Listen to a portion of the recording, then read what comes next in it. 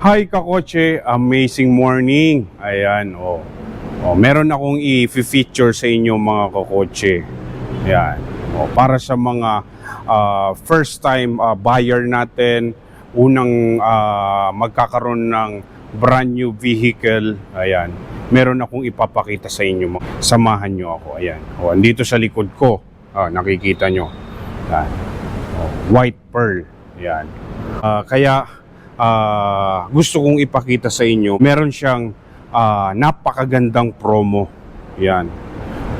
May binibigay si Toyota na malaking discount dito sa sasakyan na ito. Mantakin yung mga kakotse. Before, wala itong discount. Yan. Yan.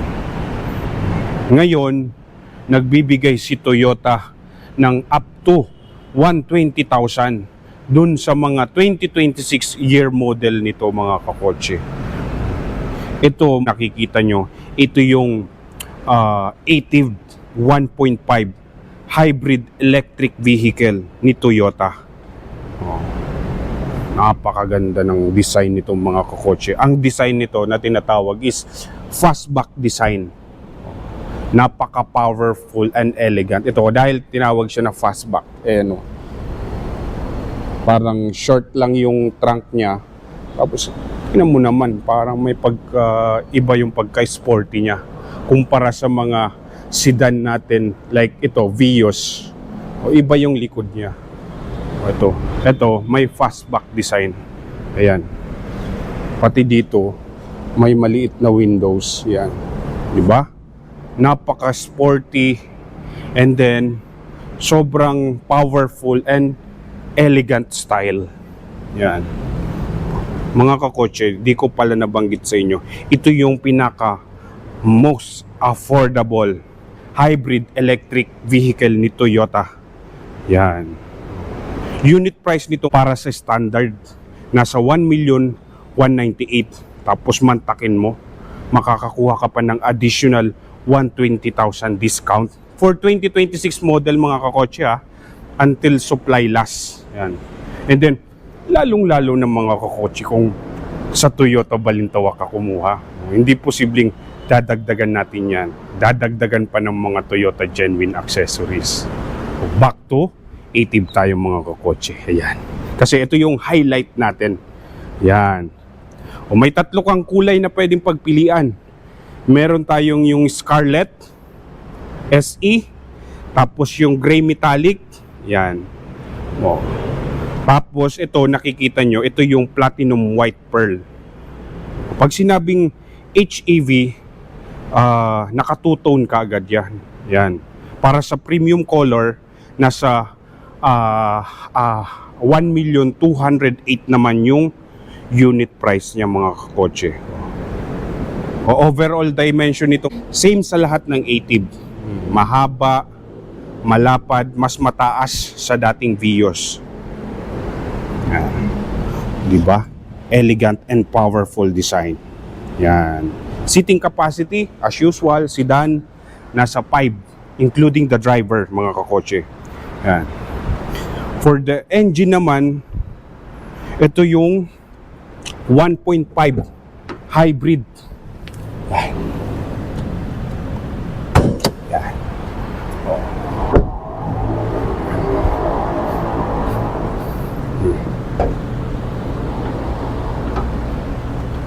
Siksik yan mga kakotse. Di ba? Siksik na siksik. Kasi ang nagpasiksik niyan, eto. Ayan. Di ba? Yung motor generator. Yan. Huh? Yes. Wait lang kakotse.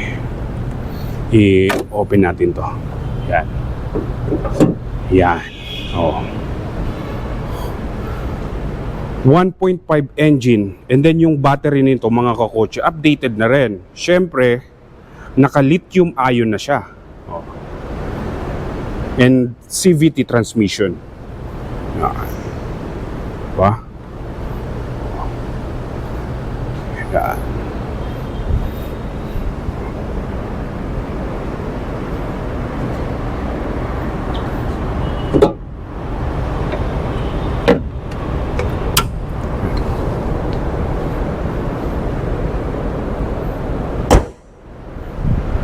That's the proper to close the hood. Yan. Mag-allowed ka lang ng clearance and then release mo. Wag lang masyado mataas mga kakotse ha. Yan. Then para naman sa chassis natin, mapapansin mo, pag HEV, ang wheel nut niya is 5.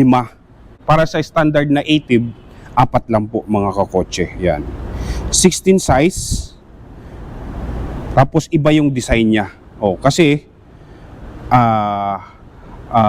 for aerodynamic style. Yan. Hanap tayo dito ng regular na 80. Ito. Yan. Ay, parang 80 to. Ito yung other color ng 80. Yan. Ito yung gray. Yan. Asan kaya yung 80? Ito yung color gray ha, kakotse. Yan. Tapos mamaya hanap tayo ng regular 80. Regular 80 HEV din to mga kakotse. Kaya ang dami naming HEV. Kaya si Planta namimigay ng napakalaking diskwento. Hanap tayo. Pakita ko lang sa inyo. Ito yung design ng HEV natin. Parang pa siya. Two-tone machine cut pero malalapad ito mga kakotse. Kasi pag ganyan, mga hanap tayo dito. Dito meron akong nakitang 80 dito. Pakita ko rin. Dami pa rin naming units mga kakotse. Mamili kayo. Ayan, dami natin. Ayan. 80. HEV. Ayan. Ayan. Ito yung regular na 80. Yan. Kita nyo. Yan yung sa mugs niya. Tapos 4 lang po yung wheel lugs niya or yung nut niya. Ayan. Okay. Back to 80 tayo na HEV. Yan. Para sa mga nagbabalak ngayong December, ay aga-agahan nyo naman. Para sa mga pinapalipas lang yung ghost month, ngayong August, pagpatak ng bear months, yan. Diba? Para sa mga first time buyer natin, na talagang wala ka nang hahanapin, pagdating sa fuel consumption, napakatipid na siya kakotse. Ayan combined fuel economy performance rating, nasa 26.3 base sa Department of Energy. Yan. Tapos kagandahan nito mga kakotse, pagdating sa stopping power niya, front brake and then yung rear brake niya naka disc brake lahat. Sa harap yan, ventilated, and then dito naman sa likod, ayan, naka disc brake din yan kakotse, yun So napakalakas yung stopping power niya. Yan. Since electric to, mabilis yung acceleration, so kailangan din ng mas malakas na stopping power. Ayan. Then, ito yung front wheel drive mga kakotse. Ayan. Naka-LED yung headlights. Halika na, pailawin natin. With daytime running light na to mga kakotse. Tapos, smart entry ha. Ayan. LED yan. With daytime running light. Kita nyo? Yan. Yan. Naka-LED na siya. Tapos LED rin yung mga room lamp natin. Puting-puti na yan. Yan.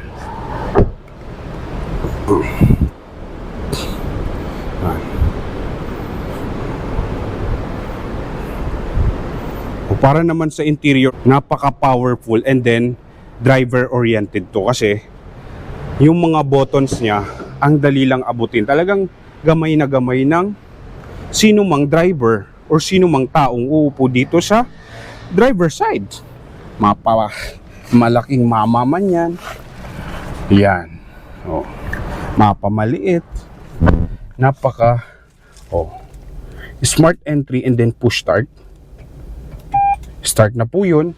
Wala kang maririnig na sound kasi starting and idle, once na mataas yung state of charge, battery po yung gumagana, mga kakotse. Yan.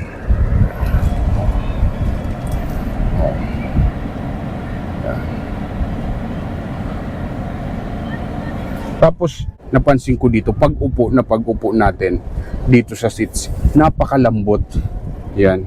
Yun, no? Napakalambot ng kanya, ng cushion niya kung tawagin. Yan. Parang padded siya. Tapos, yan. Tapos ito, yung sa door trim or sa parang kuan siya, soft. Ayun, no? Yan. Yan.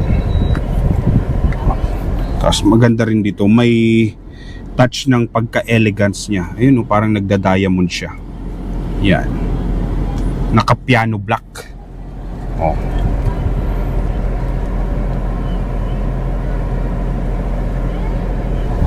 Dito, naka-automatic single zone. Oh, hindi siya dual climate zone. Tapos, kagandahan nito, hindi na magtatampo sa inyo yung pasahero nyo sa likod kasi meron siyang rear. Ayan, oh. May vent sa rear. Yan. So, talagang mamamaximize din. May air, mas malakas yung airflow dito sa likod. Kasi, di ba, kadalasan, pag sinabing sedan, laging dito lang sa front yung mga air vents niya.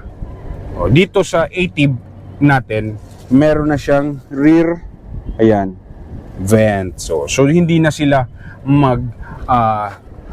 re-reklamo sa inyo habang kinukulit ka, habang nagda-drive ka. Nasasabihin sa iyo, palakasan naman po ang aircon please. Ayan.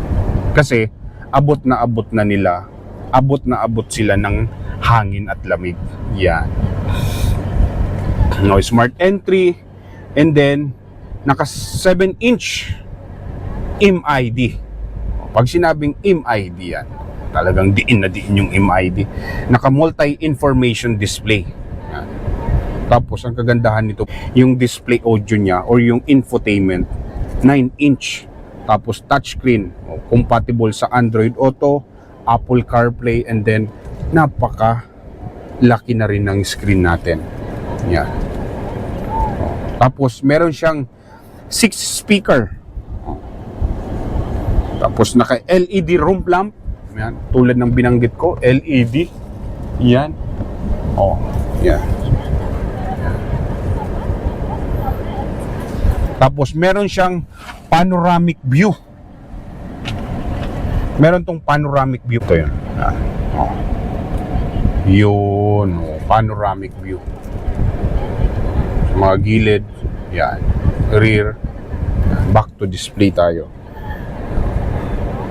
Oh, may blinds. Pagdating naman sa safety and security, naka-blind spot monitoring tayo.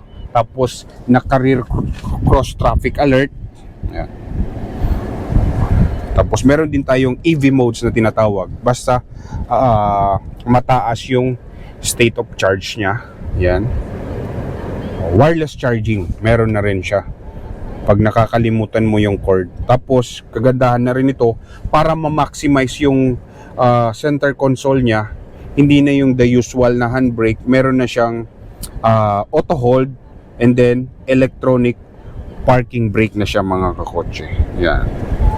With brake hold or yung auto hold.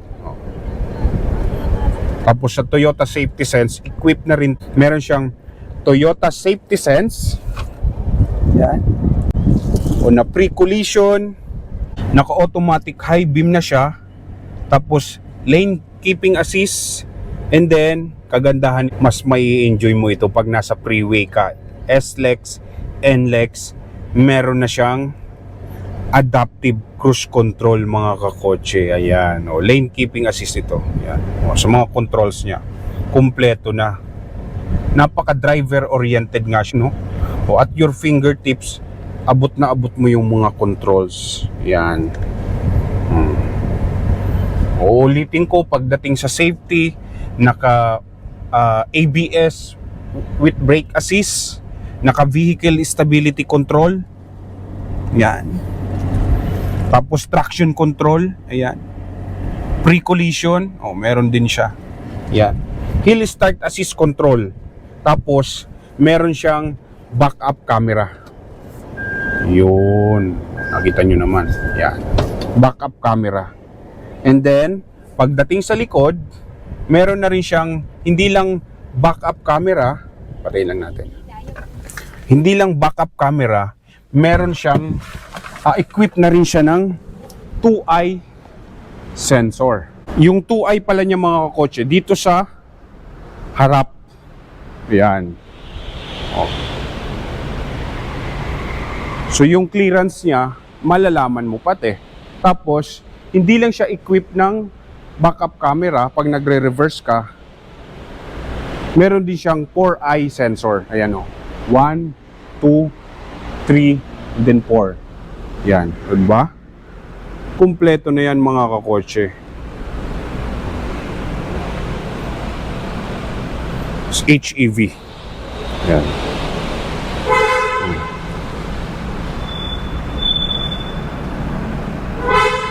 Yan. Tapos, 6 yung airbags niya.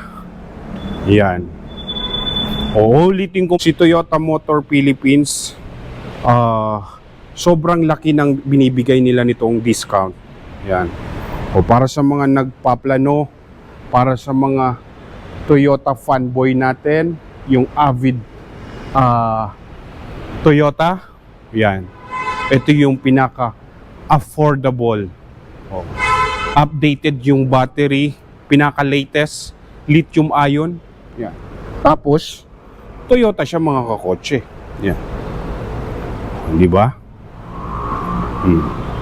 Dito sa likod, halika. Napakaganda rin at napakaluwag. Yan. Hindi naman magtatampo dito yung mga rear passenger. Kasi nga, tulad ng nabanggit ko kanina, meron siyang air vents, tapos may USB charger na siya, dalawa pa. Yan, di ba?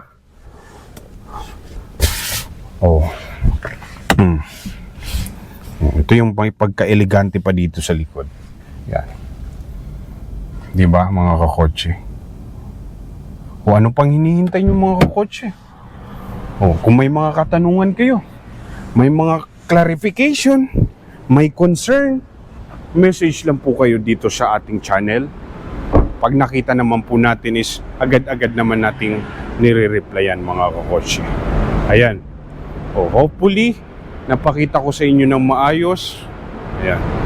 Message ka na, sayang yung napakalaking discount nito.